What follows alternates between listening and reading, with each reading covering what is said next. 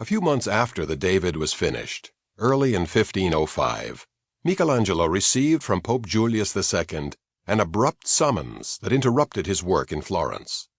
So impressed was the Pope with the Pietà that he wanted the young sculptor to carve his tomb.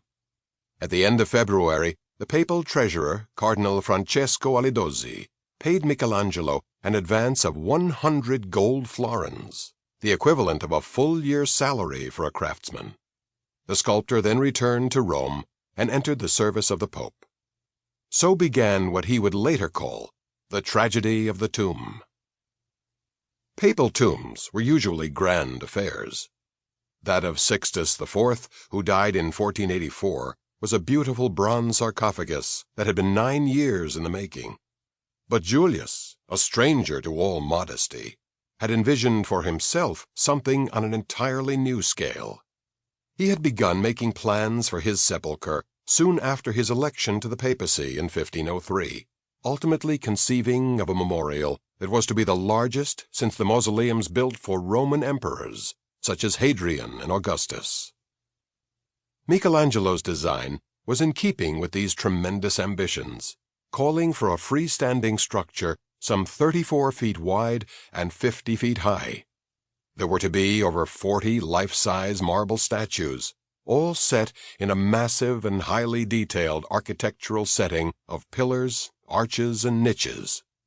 On the bottom tier, a series of nude statues would represent the liberal arts, while the top would be crowned by a 10-foot-high statue of Julius wearing the papal tiara.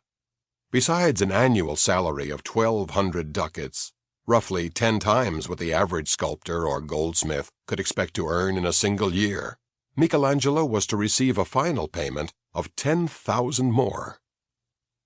Michelangelo began this daunting project with energy and enthusiasm, spending 8 months in Carrara, 65 miles northwest of Florence, supervising the quarrying and transport of the white marble for which the town was famous. In spite of several mishaps in transit, by the start of 1506 he had unloaded more than 90 wagon loads of marble in the square before St. Peter's and moved into the workshop behind Santa Caterina. The people of Rome rejoiced at the sight of this mountain of white stone rising in front of the old basilica.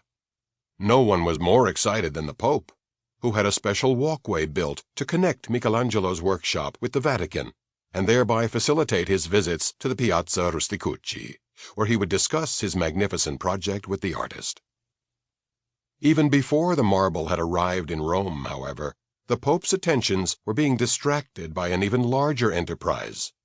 Originally, he had planned for his sepulchre to stand in a church near the Colosseum, San Pietro in Vincoli, only to change his mind and decide it should be installed instead in the grander setting of St. Peter's. But soon he realized that the old basilica was in no fit state to accommodate such an impressive monument.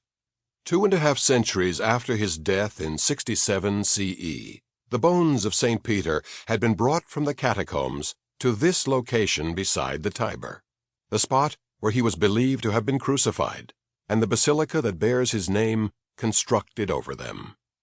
By a sad irony, this great edifice housing the tomb of St. Peter, the rock on which the Christian church was founded, therefore came to occupy a low-lying patch of marshy ground, in which, it was said, there lived snakes large enough to eat babies whole. These undesirable foundations meant that by 1505, the walls of the basilica were leaning 6 feet out of true.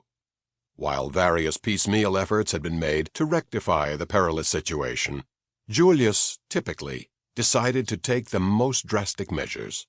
He planned to have St. Peter's demolished and a new basilica built in its place. The destruction of the oldest and holiest church in Christendom had therefore started by the time Michelangelo returned from Carrara. Dozens of ancient tombs of saints and previous popes were smashed to rubble, and enormous pits 25 feet deep excavated for the foundations. Tons of building materials cluttered the surrounding streets and piazzas, as an army of 2,000 carpenters and stonemasons prepared themselves for the largest construction project seen anywhere in Italy since the days of... To keep listening to this audiobook for free, click the link in the description. It will take you to a free Audible trial where you can listen to this and many other books for free for 30 days.